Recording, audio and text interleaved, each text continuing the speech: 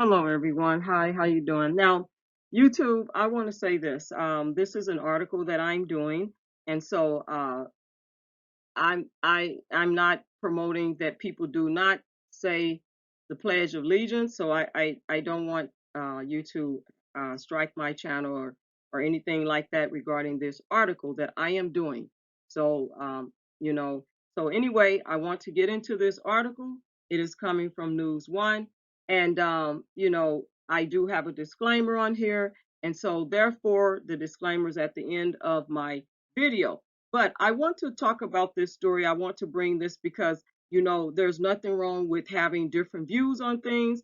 There is nothing wrong with people believing in what they believe in. And so, therefore, I am reporting the news. Okay. And so, Black Texas student wins $90,000 settlement after allegedly harassed by teachers for refusing the Pledge of Allegiance. Now, the Texas Association of School Boards has agreed to resolve a lawsuit by paying $90,000 to a Black Houston area student who said she was bullied by her teachers for refusing to stand for the Pledge of Allegiance. Now, people have a right, to decide if they're going to pledge the allegiance. People have a right. That is their God-given right under the Constitution. And so if they choose to do that, they do, they don't. That's up to them, because we all have, constitutional rights. So I thought this was an interesting story because if just because your views are different from someone else's views doesn't mean that you should go around bullying them, doesn't mean that you should go around harassing them, and it doesn't mean that you should treat them indifferent. And so it appears that they were treating the student indifferent and harassing the student because she chose not to pledge allegiance. She doesn't believe in it. And I'm going to get to the rest of this article. She does not believe in it. And it says, America is the land of free, and nothing says freedom like forcing children and teenagers to pledge their allegiance to a thing, an Amorite. Now, seriously, though, how is it that in the 21st century, there are educators that still haven't gotten it in their heads that forcing students to stand and participate in the Pledge of Allegiance doesn't fly like it used to? Really, it was always weird. For all of conservatives' pretentious and racist grandstanding about critical race theory indoctrination, a thing that isn't happening in K through 12 schools or anywhere really. They seem to be ignoring that for generations, the traditional American education system was forcefully indoctrinating students into repeating the lie that liberty and justice for all has ever been a reality in this country, and then forcing students of various religions or lack thereof to declare that lie under God. Now, you know that you know, this has been an ongoing discussion about the critical race theory, and a lot of people denouncing it, like Keisha Russell denounced the critical race theory, and Ketanji Brown Jackson. Tennessee passes an anti-critical race theory bill for colleges, and so it's just been uh, a lot of controversy going around for the critical race theory. And so anyway,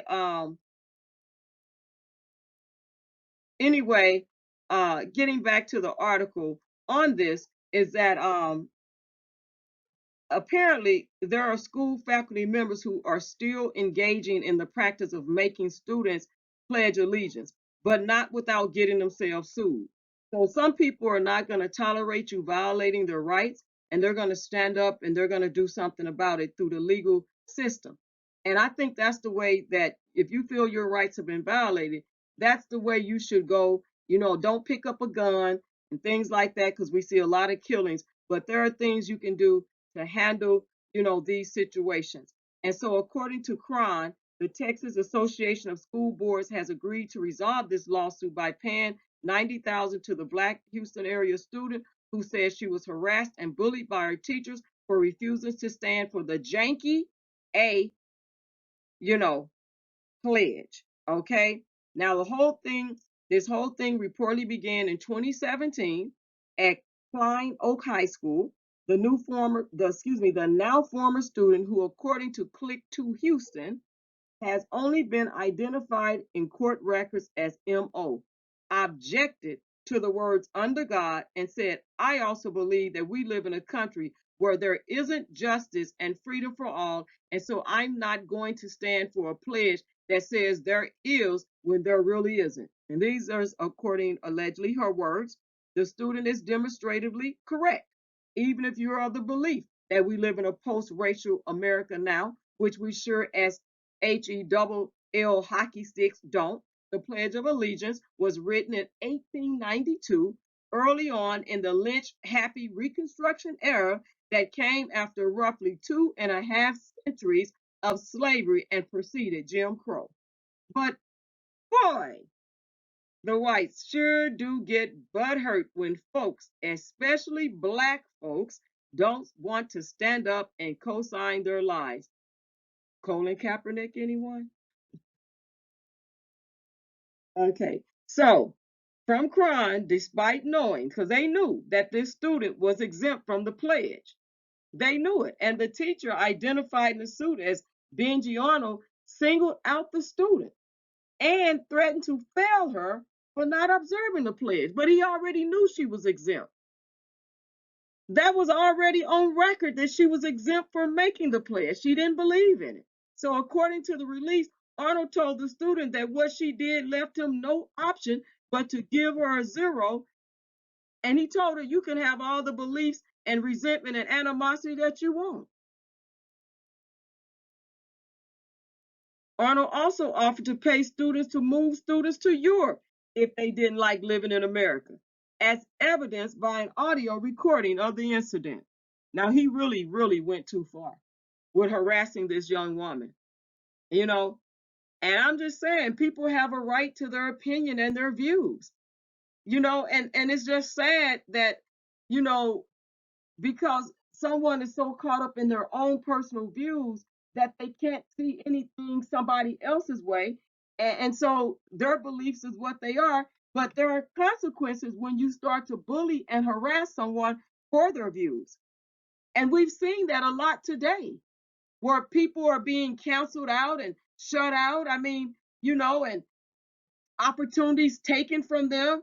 And then, and the future opportunities and endorsements are removed from them, and they're never considered for anything else again unless they do it on their own, right? Because of their views and what they believe in. And it's unfortunate because I see that, and even just looking at this big picture and being a black woman myself, I sit here and I think about, we have a right to express what we believe when we've experienced it. And so if we are experiencing racial discrimination and bias and stereotype and harassing and bullying, we have a right to stand up and express that. And at some point, if things don't change, some people decide that they're not gonna pledge this. They're not gonna just go along to get along. They're not gonna be part of that get along, go along game. They're just not going to. They're not going to pledge allegiance. And she has a right to do that. I mean, whether we agree with it or not, or you agree with it or not, she has her own right to agree. And what she's saying is that there is no justice here. And it's a book that I want to do when I get the book later on in the future here, is I want to talk about the book that, I brought up with this lady leaving America, because she feels basically there's no opportunities for blacks here, and the things that black women have to go through, and like trying to get a promotion and redlining and all that stuff, and trying to get a home and things like that. So people do get fed up when they don't see changes, and when there's opportunities, people have a right to pursue those opportunities. So he went that far. He went way too far as a teacher. He took it personal. And he really, as a teacher, you can't take that personal. You are there to teach the class. You're there to teach the subject that you're teaching. You're not there to get that caught up in what somebody do or don't with the Pledge of Allegiance. That's all I'm saying. You're there to teach your subject, and it becomes disruptive when you make it a big issue and make it personal. It becomes disruptive to the teaching of students in the whole class. It doesn't make sense. Like I came across this another article where this teacher got so upset for students being 2 minutes late to class, and they were going to it was a university, and she let them come all the way in the class, go to the seats and sit down and get out their pen and paper, and then tell them that they need to leave. And they said, we're paying to be here. And so she called the campus police on them. Then it makes no sense. You being more disruptive to the class by stopping teaching, making a scene, and then calling the campus police while the other students are suffering as well, because you interrupt your teaching to these college students when you could have handled that after class and told them to stay behind. You could have called the campus police so it would be at least a witness there to say what you had to say to them. And I've never heard the light of it. I know you're supposed to be in class on time, but sometimes things cause you to be late. That's out of your control, you know? And so I'm just saying, yes, you should be prompt. But also, if she didn't want those students in there, right, she should have locked the door, right? And then they wouldn't have been able to get in. But she didn't. So anyway, she wind up being, held accountable, and everything. But anyway, getting back to this particular, situation here. So he goes on. He went too far with this, and he's going to move students to Europe, and he's going to pay for it and all that kind of stuff. If they don't like living in America, and it was caught on audio. So Europe, huh? I guess we should all just be glad Arnold didn't do what was likely his first instinct and tell the student to go back to Africa. So the lawsuit, which was filed by the student's mother and includes the school district as a defendant, also initially included several other staffers at the school. But during the years-long legal battle, the staffers were all dismissed from the suit except Arnold, because he was doing too much. Arnold, you went way too far. Arnold, you was doing too much. Yes, you were, Mr. Arnold. Arnold, you were doing too much. And that's why probably all the other staffers was dismissed except for Arnold, because he went way too far. And it did show a sign of bullying. And he had some microaggressions going towards this student. So Jeffrey T. Blackwell, litigation counsel at American Atheist, which handled the student's case, said the settlement serves as a reminder that students still have their First Amendment rights when they are at school. They ain't gotta pledge their allegiance to SHIT. Is what this is what he's saying. And let me say it again, because this is the way that he said it. It's not the way I'm saying it, it's the way he said it. So I'm gonna try to say it the way I think that he said it. And so he says that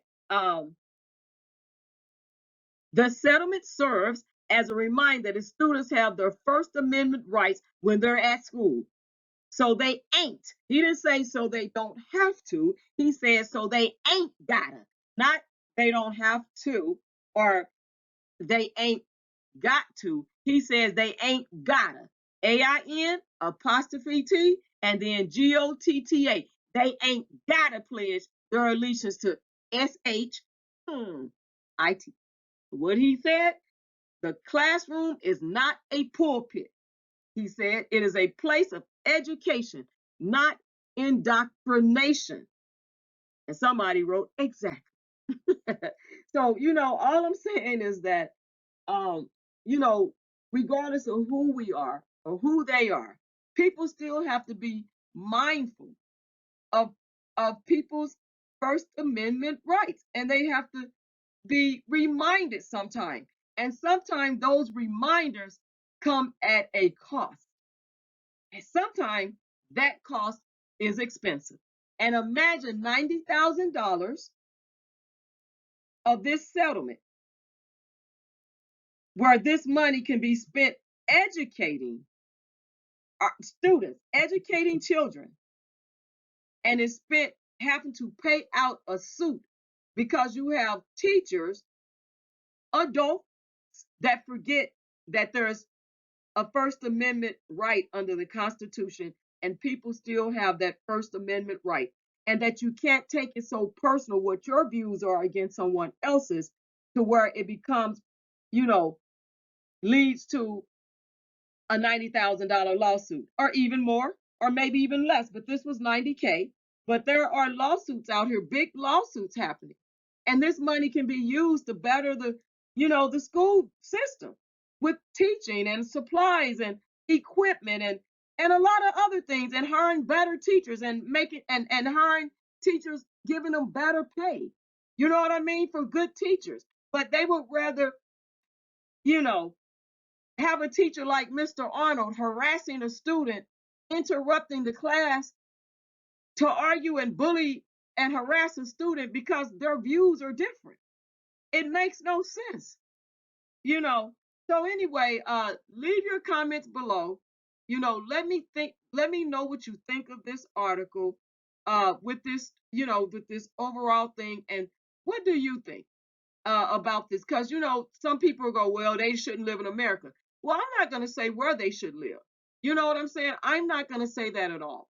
Because if I think that they don't have the First Amendment right for their views and what they believe, then I'm just then I'm either, you know, uh what do you call it?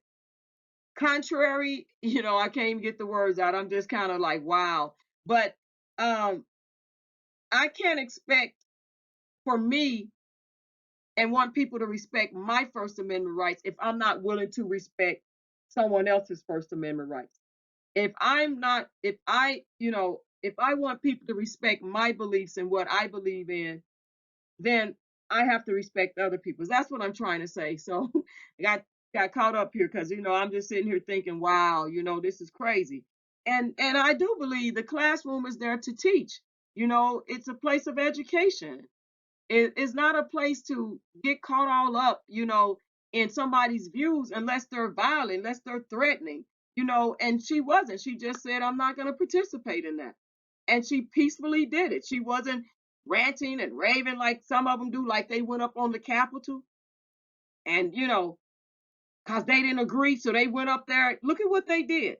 See, that's a difference. And I'm gonna get to that Virginia Jenny Thomas. I got some more for you all on her. I just haven't did it yet because I had to take a break from Jenny and Clarence because there's other stuff that have come out with that.